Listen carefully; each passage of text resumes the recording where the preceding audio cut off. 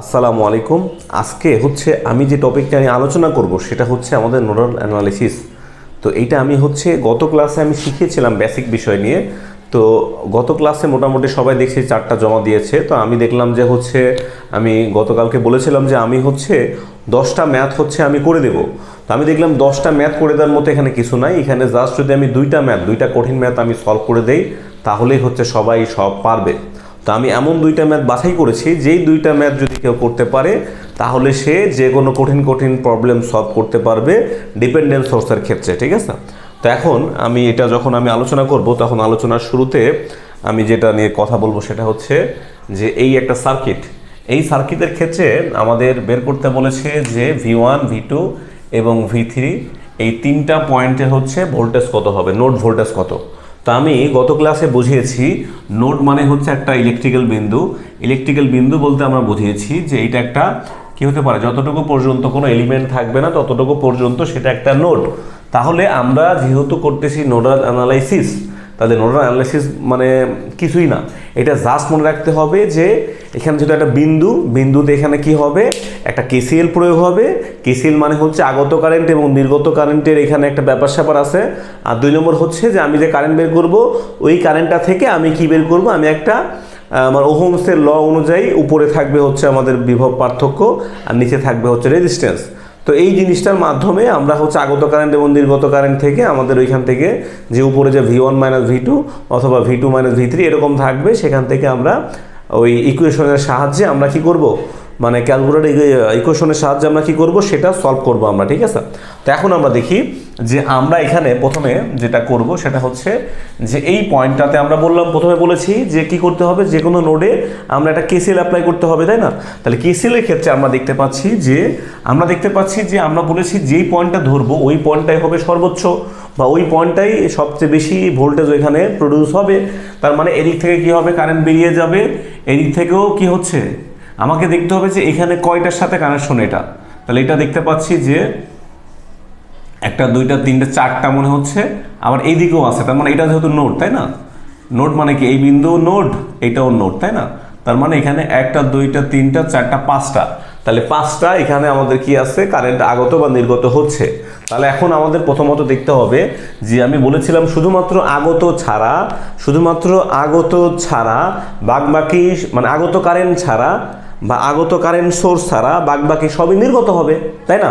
তাহলে এখানে আমি কি করব, এখানে আমি দেখতে পাচ্ছি যে আমাদের শুধুমাত্র একমাত্র আমাদের এই 5 অ্যাম্পিয়ারই শুধুমাত্র আগত হচ্ছে, বাকি প্রত্যেকটা এখান থেকে এটা নির্গত হচ্ছে, বা এখান থেকে এটা নির্গত হচ্ছে, তারপরে এইখান থেকে এইটা নির্গত হচ্ছে, আর এই কারেন্ট নির্গত হচ্ছেই, তাই না? তাহলে এই জন্য আমরা বললাম যে V1 ভাগ 4, তাহলে V1 ভাগ 4, তার মানে এখানে ভোল্টেজ, তার মানে কি এখানে ভোল্টেজের পার্থক্য ভাগ এখানে একটা কি রেজিস্ট্যান্স, তার মানে এটা আমাদের ফিনিশ, তাই না? একই রকম ভাবে আমাদের যদি বলি এই প্রান্ত, তাই না, তাহলে এইদিকে আছে, তার মানে কি V1 মাইনাস V2 ভাগ 8, এটা আমাদের শেষ। এরপর আমি দেখতে পাচ্ছি যে আমাদের এখানে কি আছে, V1 মাইনাস V3, কোনটা, এইটাও আমাদের কি হচ্ছে, নির্গত হচ্ছে। তাহলে V1 মাইনাস V2 ভাগ 2, তার মানে এইটা আমাদের নির্গত হলো। এরপর আবার এই কারেন্টটা নির্গত হয়, এই জন্য আমরা এখানে কি লিখেছি, নির্গত হচ্ছে 3। তাহলে এখানে অলরেডি আমরা 4টা লিখেছি, আর এই 5 অ্যাম্পিয়ারটা কি হচ্ছে, এখানে আগত হচ্ছে, তাই না? তাহলে দ্যাটস ওয়াই আমি এখানে লিখলাম, তাই না? এর পরবর্তীতে আমরা যেটা করব, আমরা হচ্ছে যে এটা আমরা এক লাইনে করব না, এটা আমরা ভেঙে ভেঙে লিখবো। সেটা হচ্ছে V1 ভাগ 4, তারপরে হচ্ছে আমরা এখানে লিখবো হচ্ছে V1 ভাগ 8, তারপরে হচ্ছে মাইনাস দিব V2 ভাগ 8, মানে এটা জাস্ট একটু ভেঙে নিচ্ছি আর কি, কিছুই না। তারপর এখানে কি V1 ভাগ 2 মাইনাস V3 ভাগ 2 ইকুয়াল টু, এটা ওই পাশে গেলে 5 মাইনাস 3 হবে, ইকুয়ালের ওই পাশে গেলে। তো এখন এই মুহূর্তে আমরা দেখতে পাচ্ছি এখানে আমাদের V1টা যদি আমি কমন নেই তাহলে এখানে পড়ে থাকবে 1/4, এখানে পড়ে থাকবে 1/8, এখানে পড়ে থাকবে 1/2। এরপরে হচ্ছে আমাদের V2 যদি আমরা কমন নেই তাহলে তখন কি থাকবে, তখন থাকবে হচ্ছে -1/8। তারপরে আমাদের এখানে আর কিছু নাই, তাই তো, যেহেতু V2 আর কিছু নাই। এরপরে আমাদের যদি আমরা কি নেই V3 যদি আমরা এখানে কমন নেই তাহলে শুধুমাত্র থাকতেছে কি, শুধুমাত্র থাকতেছে আমাদের এইটা, তাই না? তা আমরা চেক করে নেবো ঠিক আছে কিনা। 1 2 3 4 5 তাহলে এখানে আমাদের 5টা থাকতে হবে, 1 2 3 4 5, ঠিক আছে। তার এখানে 5 থেকে 3 বাদ দিলে হয় আমাদের 2। এর পরবর্তীতে আমাদের একটা মানে সমীকরণ এখানে আমরা কমপ্লিট করলাম।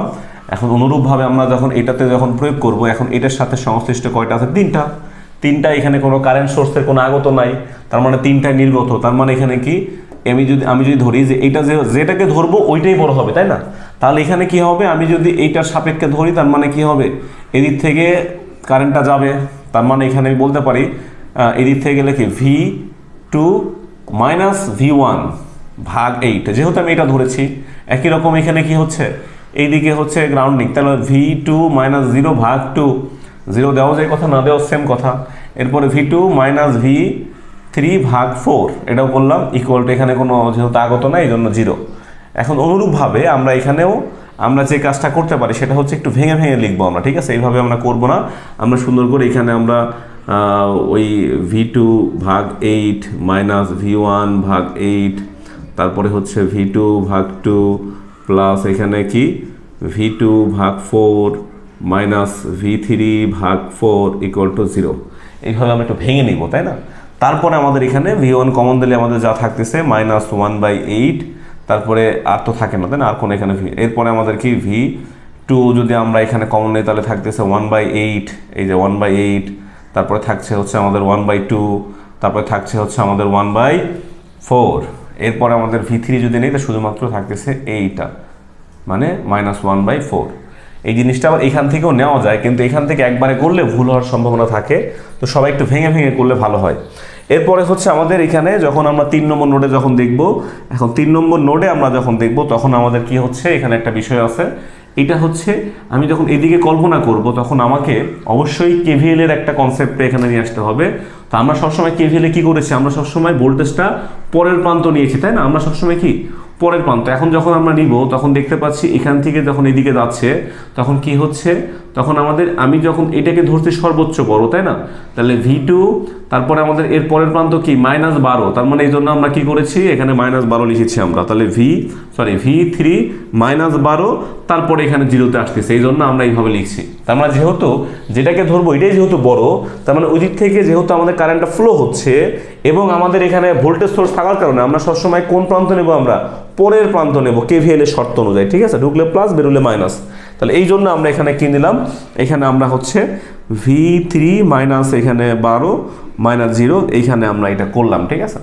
এর পরবর্তীতে আমরা দেখতে পাচ্ছি এটা তো গেল, এরপরে এটা যদি করি তাহলে V3 মাইনাস V2, তাহলে V3 মাইনাস V2, এরপরে আবার কি হচ্ছে V3 মাইনাস V1, তাহলে V3 minus V1 equal to ভাগ 2, এটা হলো। এরপর আমাদের এটা আগত শুধুমাত্র কি 3 আগত হচ্ছে নাকি, 3টে 10টা আগত হলো। তার মানে এখানে কয়টা আছে, 1টা 2টা 3টা 4টা কমপ্লিট। এরপর আমরা অনুরূপভাবে ভেঙে ভেঙে করব। আমরা এইভাবে শর্টকাট না করে আমরা হয়তো ভেঙে ভেঙে করব, তবে আমি শিখিয়ে দিই, যেহেতু সবাই পারে ভেঙে ভেঙে কীভাবে আমরা এই শর্টকাটে করতে পারবো। কারণ চাকরির পরীক্ষায় বা ডুয়েট পরীক্ষার সময় কম থাকে, তখন তো আমাদের মানে অল্প সময় করতে হবে, আমি শিখিয়ে দিই এটা। তো এখানে আমাদের প্রথমত ফলো করতে হবে কোথায় V1 আছে। তাহলে V1 আছে এখানে, তাহলে এখানে এই যে V1টা যে আছে, তাহলে আমি কি করব, আমি শুরুতে আমি V1 লিখবো, তাই না? V1 লেখার পরে এখন V1 এর সাথে কোনটা থাকতে পারে, এখানে আছে এর সামনে মাইনাস, আর এখানে আছে 2, তার মানে এই জন্য আমরা -1/2 লিখলাম, আর কোথাও V1 নাই। এরপরে আমরা যখন V2 যখন নিব তখন আমরা দেখব কোথায় কোথায় V2 আছে, তার মানে এখানে V2 আছে আর হচ্ছে আর কোথাও নাই, তাই তো? তাহলে সেই ক্ষেত্রে আমরা V2 যখন লিখবো তখন কি হবে, এটা যদি আমরা 2টা আকারে ভাঙি তখন কি হবে, এটা -1/4 হবে না, এই জন্য -1/4 লিখলাম, এটা শেষ। এরপরে যখন আমরা V3 লিখবো তখন আমরা দেখব যে এখানে কয়টা জায়গায় আমাদের V3 আছে, তাই না? তাহলে V3 আমাদের এখানে আছে, এখানে, তার মানে এটা সহগ আসবে, তাই না? এখানে একটা কথা আছে, এখানে কিন্তু সংখ্যা আছে, তাই নাকি? আমরা জানি সংখ্যাগুলো কোন দিকে যায়, সংখ্যাগুলো আমাদের ডান দিকে যায়, তাই না? তাহলে সংখ্যাগুলো, তার মানে এখানে শুধু সংখ্যা থাকবে, মানে কি -12/8 থাকবে এখানে। তাহলে এইটা -12/8 যদি থাকে, আমি যদি ভেঙে ফেলি তাহলে ওইটা ইকুয়ালের ওই পাশে যায় কি হবে, +12/8। তাহলে এইভাবে আমরা এটা বুঝলাম। তার মানে আমাদের আলটিমেট কাজে আসি, সেটা হচ্ছে আমাদের V3 এর কমন নিলে কি থাকে 1/8, তারপর এখানে থাকতেছে কি 1/4, তারপর এখানে থাকতেছে কি 1/2। তাহলে এইভাবে আমরা কিন্তু অংশটা পেয়ে গেলাম, তাই না?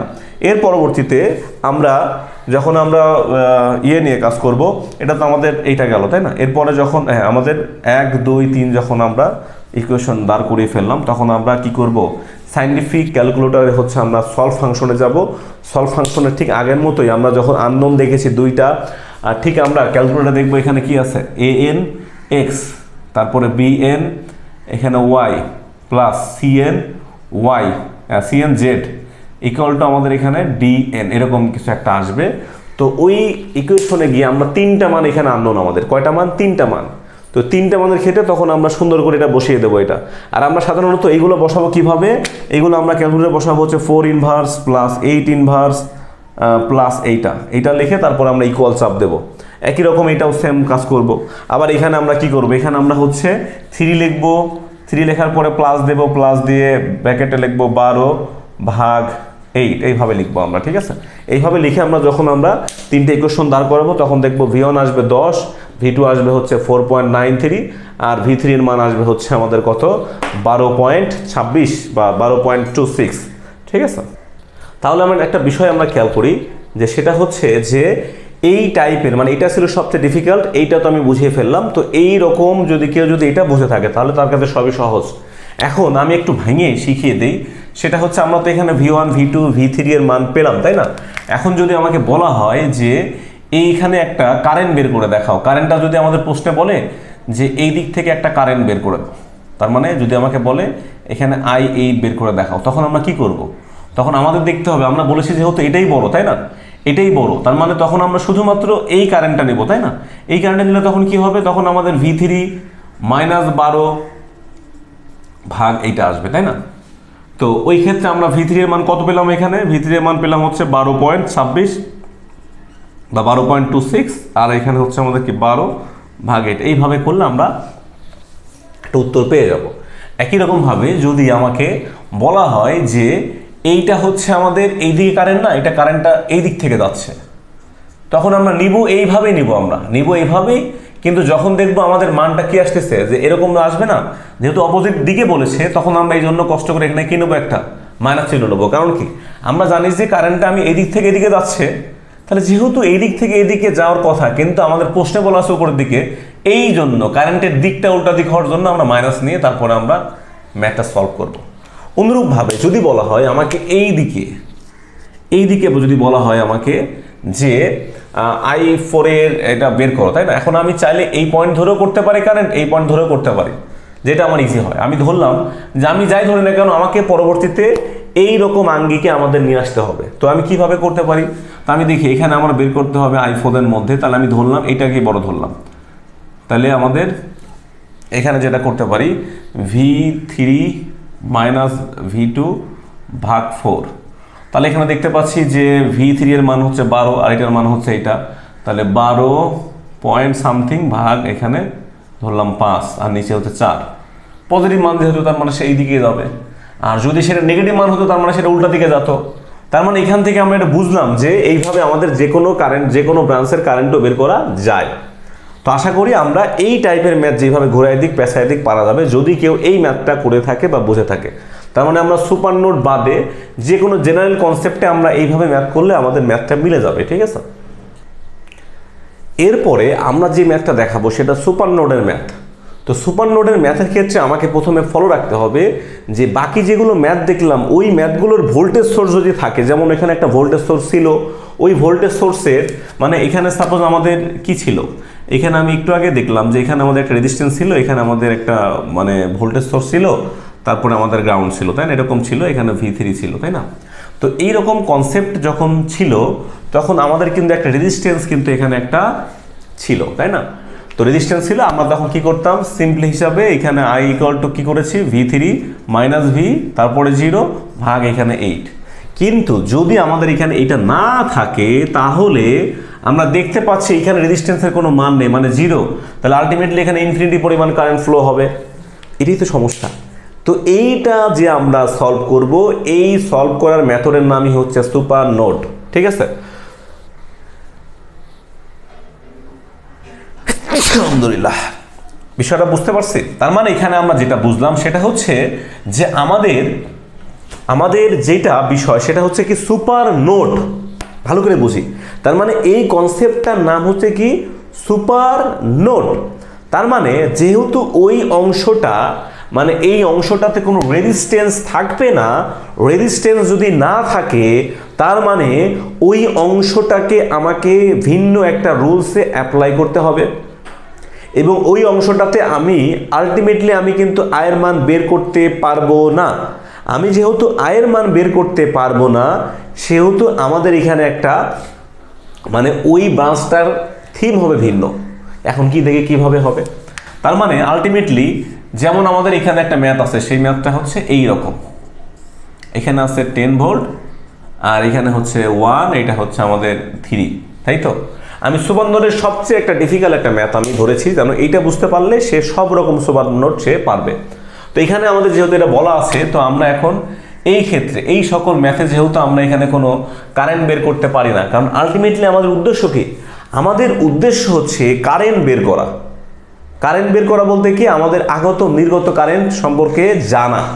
যেহেতু এখান থেকে আমরা জানতে পারি না, কারণ এখানে কোনো রেজিস্ট্যান্স নাই, এই জন্য আমরা যে মেথড প্রয়োগ করি সেটাই হচ্ছে আমাদেরকে সুপার নোড, তাই না। তো এখন আমরা শুরুতে যেটা করব, এইটা দেখে আমরা ডাইরেক্টলি আমরা তখন কি সিদ্ধান্তে আসবো যে এটা যেহেতু প্লাস, প্লাস মানে বেশি, এটা যেহেতু মাইনাস তাই এটা কম, তার মানে এদিকে বেশি, এটা হচ্ছে কি কম। তাহলে আমরা এখান থেকে একটা ভোল্টেজ ডিফারেন্স কত হয়েছে আমাদের এখানে 10, তাই তো। তাহলে আমরা এখানে বলতে পারবো যে V3 থেকে আমরা যদি V1 বাদ দিই তাহলে কত পাবো, আমরা 10 ভোল্ট পাবো, তাই তো। তাহলে 10 ভোল্ট যেহেতু আমরা এখানে পাবো, এই জিনিসটাকে মানে আমরা যেহেতু এখানে বের করবো কয়টা মান, V1, তারপরে V2, তারপরে হচ্ছে V3, তাই তো। তাহলে এই জন্য আমরা যেহেতু তিনটা এখানে আমাদের আননোন, তিনটা আননোন যদি হয় তাহলে আমাদের ক্যালকুলেটরে হচ্ছে একটা কনসেপ্ট হচ্ছে কি, যে শুরুতে আমাদের থাকতে হয় সিকোয়েন্স অনুযায়ী এক্স ওয়াই জেড, ওইরকম কনসেপ্ট অনুযায়ী, মানে কি AN X BN Y তারপরে CN Z ইকুয়াল টু এখানে কি DN, তাই না। এই কনসেপ্টে আনার জন্য আমাদের তিনটা যেহেতু আননোন এক্স ওয়াই জেড, তার মানে আমাকে সাজিয়ে লিখতে হবে। দ্যাটস হোয়াই আমি এখানে কি করব, আমি এটা সাজিয়ে লেখার জন্য এখানে আমি শুরুতে যখন আমি V1টা আমি আগে লিখব, তার এর আগে যেহেতু সহগ আছে -1, এরপরে হচ্ছে আমাদের V2 এর এখানে কোনো মান নাই, মানে V2 এখানে 0, তারপরে এখানে আমাদের V3 এর আগে এখানে কিছু নাই মানে 1, তাই না। একই রকম এখানে D মানে এখানে কি আছে আমাদের 10 মান আছে, এই জন্য আমরা 10 দিলাম, ঠিক আছে। তাহলে এখানে কিন্তু আমি একটা আলটিমেটলি একটা কনসেপ্ট আমি এখানে লিখলাম, মানে একটা সমীকরণ আমি লিখতে পারলাম কি থেকে, আমাদের এই সুপার নোড থেকে আমরা লিখলাম। তাহলে আমি যখন এটাকে সুপার নোড হিসেবে কাউন্ট করলাম, তার মানে এইটাকে আমি বলতেছি সুপার নোড। সুপার নোড অর্থ কি, যে এখানে আমাদের এই বিন্দুটা এর পরবর্তী স্টেপে, এটা যেহেতু আমি নিয়ে ফেলেছি, এর পরবর্তী স্টেপে এইটাকে ডাইরেক্টলি আমাদের এই পর্যন্ত একটা আমি নোড হিসেবে বলতে পারবো। কি বলতে পারবো, নোড বলতে পারবো। তার মানে কি, এই পয়েন্টটাতে আমি শুধুমাত্র, তার মানে কি আমাদের এখানে এই 1 এবং এই 3 এইটা হয়ে যাবে কি সুপার নোড। সুপার নোড হলে আমাদের কি ঘটনা ঘটবে, সুপার নোড যখনই হবে তখন আমাদের যেটা হবে, আমরা শুধুমাত্র আগে যেরকম ইন্ডিভিজুয়ালি বের করতাম, যে 1 এ বের করতাম, তারপর 2 তে বের করতাম, 3 তে বের করতাম, এমন করা যাবে না। তখন আমরা ডাইরেক্টলি কি করব, তখন আমাদের যেই অংশটুকু সুপার নোড হয়েছে ওই অংশটুকু আমাকে একবারে কাজ ছাড়তে হবে, মানে একবারে সেখানে আগত নির্গত বের করতে হবে, ঠিক আছে। তাহলে সেটা কিভাবে বের হবে, তাহলে সেটা হচ্ছে আমাদের যেমন এই পয়েন্টটাতে তার মানে কি নির্গত হচ্ছে এটা, আবার এইটা নির্গত হচ্ছে, কারণ এখানে কোনো কারেন্ট সোর্স নাই, ঠিক আছে। তার মানে দুইটা আমি লিখতে পারবো এখানে, তাই তো। তার মানে এখানে লিখি যে এখানে আমি লিখেছি, তার মানে এইখানে কি হয়েছে V1 ভাগ 4, অনুরূপভাবে V1 মাইনাস V2 ভাগ 2, তার মানে এই অংশ শেষ। এখন আমি বলেছি সুপার নোড হলে ওই অংশ একই সাথে যতটুকু সুপার নোড থাকবে ততটুকু একই একটা সমীকরণে সলভ হবে। তার মানে এই জন্য কি হবে এখানে, এই জন্য হবে এইটা তো এইটার সাথে কি কানেক্টেড, তাই না। তার মানে কি V3 মাইনাস V2 ভাগ 2, আর এখানে কি V3 ভাগ এখানে কি হচ্ছে V3 মাইনাস 0 ভাগ 8 ইকুয়াল টু 0। তার মানে এখান থেকে আমরা কি আরেকটা সমীকরণ এখান থেকে আমরা পেয়ে গেলাম। এখন আমি যদি এখান থেকে সমীকরণ পেয়ে যাই তাহলে আমরা ওইভাবে বলতে কিভাবে, আমাদের এই জিনিসটা ওই সাজিয়ে লিখতে পারবো আমরা। এখানে আমরা 1/4 লিখলাম, তারপরে এখানে হচ্ছে V1 ভাগ টু মাইনাস ভি টু ভাগ টু প্লাস ভি থ্রি ভাগ টু, তারপরে হচ্ছে মাইনাস ভি টু ভাগ টু, তারপরে হচ্ছে আমাদের এখানে প্লাস ভি থ্রি ভাগ 8। তাহলে এখান থেকে অনুরূপভাবে আমরা সাজিয়ে লিখবো এখানে। তাহলে ভি ওয়ানের এখানে কি কি আসবে, এখানে আমাদের আলটিমেটলি কমন আসতেছে এখানে শুধুমাত্র 1/4, তাই তো। এরপরে আমরা দেখতে পাচ্ছি এখানে ভি টু এর ক্ষেত্রে কি কমন আসবে, এখানে তখন আসবে হচ্ছে আমাদের এখানে আমাদের ভি ওয়ানের সাথে দুইটা আছে নাকি, তাহলে এখানে আমাদের দুইটা থাকলে আমাদের এখানে কি কি আসবে, ভি এখানে কি আসবে, ভি ওয়ানের ক্ষেত্রে 1/4 আবার 1/2 আসবে, তাই তো, দুটোই আমাদের আসলো। এরপরে আমাদের ভি টু এর ক্ষেত্রে কি আসবে, ভি টু এর ক্ষেত্রে যেটা আসবে সেটা হচ্ছে যে আমাদের -1/2, তারপরে আসবে হচ্ছে আবার -1/2, আর ভি থ্রি এর ক্ষেত্রে কি কি আসবে, ভি থ্রি এর ক্ষেত্রে শুধুমাত্র 1/8 আসবে, তাই তো, ইকুয়াল টু আমাদের এখানে 0 হবে, তাই তো। তার মানে এই অংশটুকু কিন্তু আমরা পেয়ে গেলাম, তাই তো। এখন আমরা দেখতে পাচ্ছি এই দুইটা অংশ শেষ, এখন আমাদের শুধুমাত্র বাকি আছে কোনটা, এইটা, তাই না।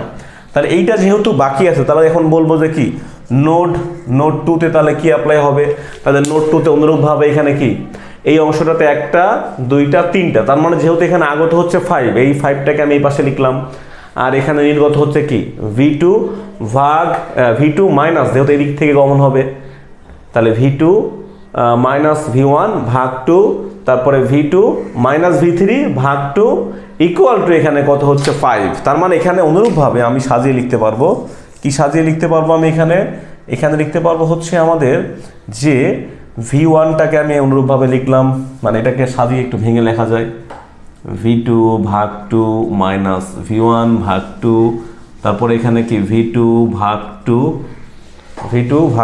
তারপরে মাইনাস একই রকম ভি থ্রি ভাগ টু ইকুয়াল টু 5। তার মানে অনুরূপভাবে আমি সাজিয়ে লিখবো এখানে।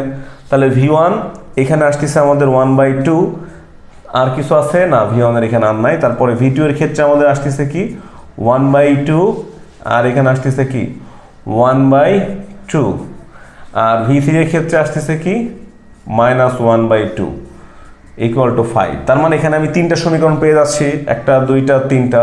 তাহলে এই 3টা সমীকরণ সলভ করলে আমাদের কি পেয়ে যাবো আমরা, ভি ওয়ান ভি টু আর ভি থ্রি পেয়ে যাবো। তো এইটাই হচ্ছে নোডালের কনসেপ্ট, হচ্ছে কি সুপার নোডের ক্ষেত্রে কনসেপ্ট, সুপার নোডের ক্ষেত্রে আমাদের কনসেপ্টটা হচ্ছে কি যে জাস্ট আমাদের যেখানে যেহেতু রেজিস্ট্যান্স থাকবে না, তো সেখানে কি থাকবে, সেখানে আমাদের ওই ভোল্টেজ সোর্সটাকে শুরুতে আমরা কি করে নেব, দুইটা সোর্স থাকলে সেটাকে আমরা দুইটা সোর্স বলতে একটা প্লাস মাইনাস থাকলে প্লাসটা হবে বড়, মাইনাসটা হবে ছোট, তো ওইটা ধরে আমাদের ওইটা আমরা লিখবো, ঠিক আছে। যেমন এখানে কিন্তু আমাদের V three minus V one এখানে ইকুয়াল টু কি হবে 10 হবে, ঠিক আছে, এখানে লিখেছি আমি। তো এইভাবে আমাদের এটা সলভ করতে হবে, বোঝা গেছে। তো এখানে আমি হয়তো 10 লিখি নাই, এটা ভুল হয়েছে। তো এইভাবে আমাদের কি করতে হবে, এইভাবে আমাদের এই ম্যাথটা সলভ করতে পারবো, এবং এগুলো খুবই সহজ। তার মানে দুইটা বিষয় বলেছি সুপার নোডে। এক নম্বর বিষয়, যদি সোর্সের মধ্যে যদি রেজিস্ট্যান্স না থাকে তাহলে সেটা সুপার নোড। সুপার নোড হলে কি হবে যে প্লাসটা বড় মাইনাসটা ছোট, তার মানে বড় থেকে ছোট ওইটা ইকুয়াল টু ওই ভোল্টেজের মানটা, এটা একটা বিষয়। আরেকটা বিষয় হচ্ছে কি হবে, আরেকটা বিষয় যেটা হবে সেটা হচ্ছে যে আমাদের এখানে মানে কি হবে, এখানে আমাদের যে অংশটুকু সুপার নোড হবে ওই অংশটাকে আমরা কি অ্যাপ্লাই করব, কেসিএল অ্যাপ্লাই করব। তো কেসিএল আমরা ওই টোটালটা অংশটুকু একবারে কাজ করব। এই দুইটা যদি মনে রাখতে পারা যায় তাহলে সুপার নোড সহজ, নোডাল অ্যানালাইসিস সহজ। এইভাবে অনেকগুলো ম্যাথ সলভ করা যাবে আশা করা যায়, ঠিক আছে। আসসালামু আলাইকুম, আজকে এই পর্যন্তই থাকলো।